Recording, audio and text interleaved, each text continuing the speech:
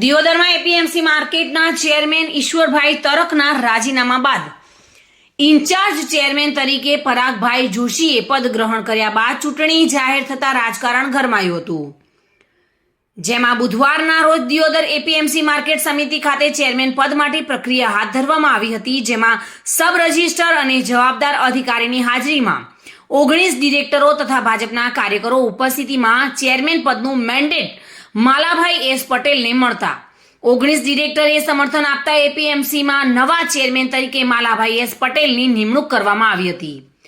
જેમાં ચેરમેનના સમર્થકોએ નવા ચેરમેનને ફૂલહાર પહેરાવી અભિનંદન પાઠવવામાં આવ્યા હતા અને આ પ્રસંગે ચેરમેને મીડિયા સાથે વાત કરતા નવીન એપીએમસીને વિકાસ તરફ આગળ લઈ જવા અને દરેક સભ્યોને સાથે મળી દરેક જરૂરિયાત પૂરી કરવા આહવાન કર્યું હતું। જો કે દિયોદર એપીએમસીમાં પૂર્વ ચેરમેનના રાજીનામા બાદ નવા ચેરમેનને લઈને રાજકીય ગરમાવો હતો, આખરે તેનો અંત આવ્યો હતો। આજે અમારી એપીએમસી દિયોદરની સભાપતિની એટલે કે ચેરમેન શ્રીની વરણી માટેની આજે મિટિંગ હતી, જેમાં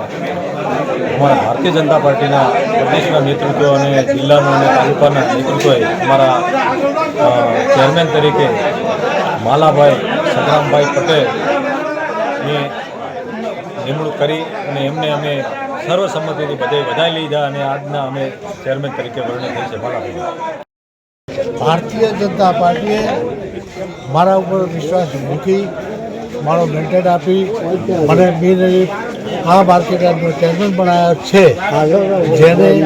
મારી ફરજમાં આવતી તમામ જવાબદારીઓ હું સ્વીકારીશ અને એના માટે જે કોઈ મજૂરી કરવી પડશે, ભોગ આપવો પડશે, આપવા માટે તૈયાર। ગંગારામ ઠાકુર સાથે bureau report, today Gujarati news.